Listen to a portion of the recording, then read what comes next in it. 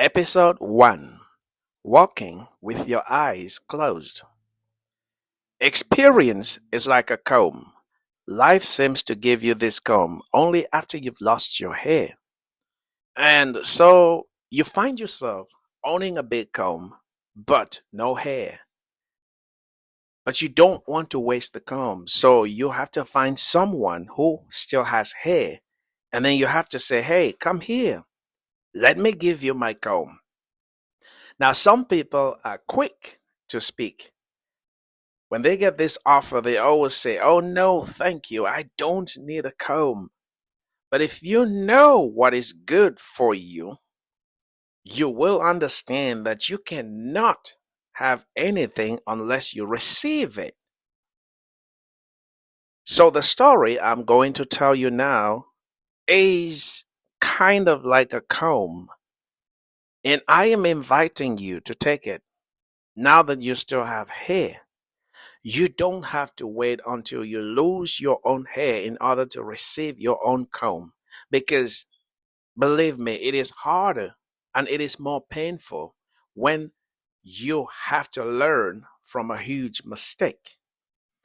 It was 2008 on a cold and windy evening in a coastal city in China, and I was walking through a crowded outdoor evening market. I was trying to get to the bus station. Now, the market was about 10 miles away from the ocean, so the wind was biting through my jacket like a piece of wire. I pushed my way through the crowd of Chinese people, and they were all screaming at the top of their lungs. Some people were calling out to customers to come and buy clothes and buy bags, shoes, food, and many other things. Normally, I would stop here to buy DVDs, but this evening I was so tired and I was very cold, so I ignored the people calling me to come and buy stuff, and I just kept on walking. Suddenly, I felt a hand on my arm. I turned around to see a Chinese man.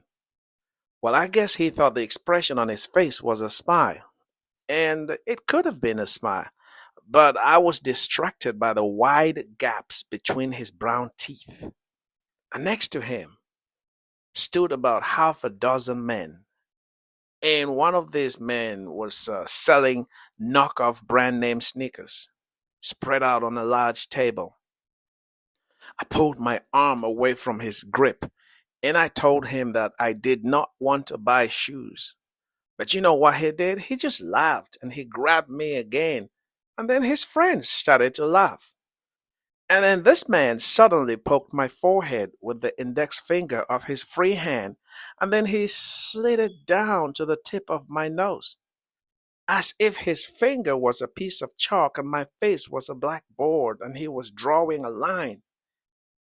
And then he let go of me and turned to his friends with a big grin and said, how black this foreigner is. And they all started to laugh again. And as they laughed, they pointed at me and they clapped their hands so happily. They looked like children who just received some toys.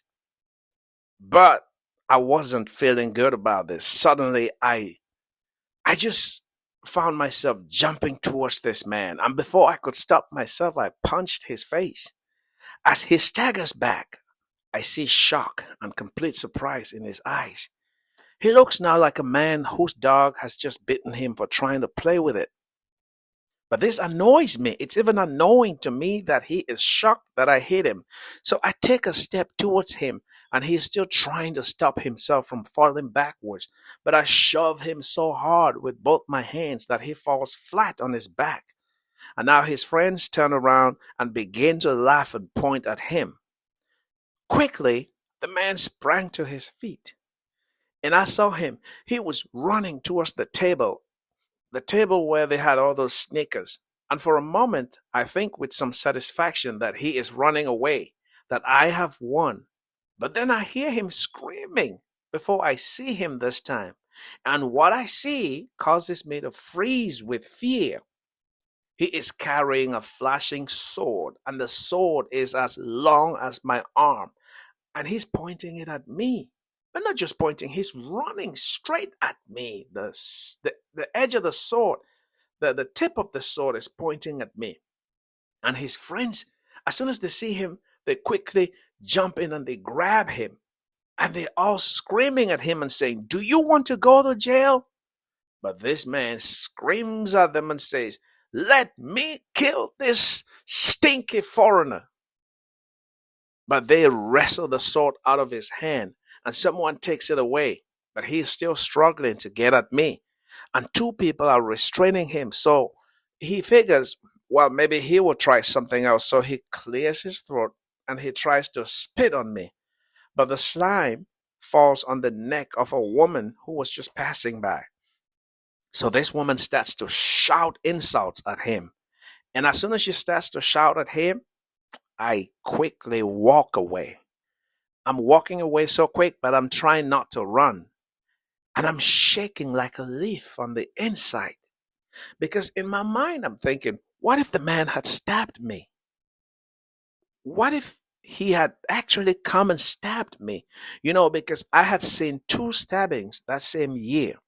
A Chinese friend, he was a few years younger than me. He had gone out to celebrate his birthday with his friends. I was invited, but I had changed my mind about going with them at the last minute because I was supposed to work the next day. And now most restaurants in the city are crowded in the evenings in summer. So they bring out chairs and tables. My friend and his two friends were sitting outside, eating and drinking beer, when my friend suddenly stood up to go to the bathroom. The male bathroom was occupied, so he had to wait. As he was waiting, a man came up behind him and stood waiting too. But as soon as the door of the bathroom burst open, the man behind my friend tried to jump the line, but my friend told him that he was here first. The man used a curse word, something about my friend's mother, and my friend cursed his mother back. And then they began fighting. They grabbed each other, they tumbled to the ground and rolled like cats. And as they were wrestling, the man pulled out a knife and stabbed my friend more than 6 times in the stomach. The next day, when I went to the hospital, he was in a coma. He hung in there for a month and then he regained consciousness, but he lost his spleen. That was the first time I learned that you can still go on living without a spleen. In fact, before then, I didn't even know that there was a spleen. And after he recovered completely, he was never the same again. Something about him was incomplete. He just seemed to be a different person. And then the second stabbing happened outside a bar where most foreign experts spend weekend nights. A tall, muscular German guy got into a fight with a Chinese guy. The German knocked out the Chinese guy with one punch. Now, as the loser of the fight left the pub, everyone thought he was going home. But 2 hours later, we heard shouting outside. And when we went out, the German guy was lying on his back in a pool of his own blood. He had been stabbed several times in the stomach and ribs.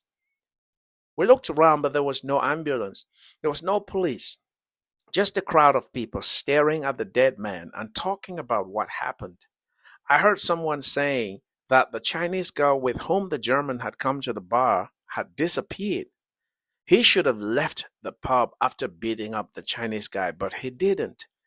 The Chinese guy had stepped outside, made phone calls, and a group of friends, maybe 15 people, they had pulled up in a van. I don't know if they had sent someone to call the German or or if he had come out by himself. But some people were whispering that they had paid the girl to bring him outside, and that's why she had escaped now. No one knew for sure, but what was sure was that as soon as the German guy stepped outside, the Chinese guy went up to him as if looking for a rematch. The German, feeling confident that he could beat him again, took the bait. As soon as the fight started, the 15 men jumped out of the van, they grabbed the German, and they threw him to the ground. Between kicking him, beating him with baseball bats and smashing beer bottles on his head. It took less than 5 minutes, and then they jumped into the van and fled, leaving the guy dead in the street. At this point, the rattle of the bus brings me back to reality, and I thank God that I am going home alive. Even so, I still keep on scanning the crowd inside the bus with my eyes because in my mind, I am afraid. I'm so afraid that the guy from the market has probably sent somebody to follow me and see where I'm going so that he can come and fight me at night. So when I did finally get off the bus at my bus stop, I made sure no one was walking behind me. Even when the coast was clear, I walked past my building and I went 6 buildings up the hill. And then when I was satisfied that I wasn't being followed, I used another road to go home. And even in my apartment, behind a bolted door, I still jumped every time I heard footsteps. When I heard neighbors going up or going down, I didn't want to go back to the evening market. I never went back there for almost 5 months, and I decided to no longer switch buses at that bus stop, even though it was the most convenient for me. Thank God I only used that route once a week. I was more afraid because I knew that even if I meet the same guy from the evening again, I wouldn't be able to recognize him. You see, there were many people in the city that looked like him. They even had his kind of teeth. And I am not trying to perpetuate a stereotype here. I can tell Chinese people apart. I can even tell if a person is Japanese or Korean. Sometimes I get it wrong, but most of the times I get it right. And it has nothing to do with physical features. It is more about getting to know them and living around them and living among them. Anyway, the fact that I could not recognize this guy if I met him again scared me so much because it gave me the feeling that he was everywhere, that he was nowhere, and that he was always somewhere waiting for me. So there I was, living a life full of scars, old wounds that looked dry. But when I was poked in the evening market by the Chinese man's actions and by his words, my scars had reopened and bled, a bleeding that had almost led to physical bleeding. Why? Because I had grown up believing subconsciously that life is a game. The Chinese man, too, in his heart, thought life is a game. This is because we had met that evening wearing false identities or trying to draw our self worth from identities that cannot and will not stand in the face of the judgment of God. When me and him both shall stand before the Lord on the day of judgment, because we shall. The fact that he is a Chinese farmer from the countryside who has never seen a black man in his life won't stand as excuse for not following God's word. And then my own excuse that he insulted or that he disrespected me will not burn. No, my excuse will simply burn in the fire of judgment because I am more than just a black man. And he is more than just a Chinese farmer. Whatever you see in the mirror, whatever you hear from other people, even the information on your birth certificate, the information on your passport, on your driver's license or resume, this is an incomplete representation of who you truly are. But the game of life, which is a lie, aims to convince you that life is a game.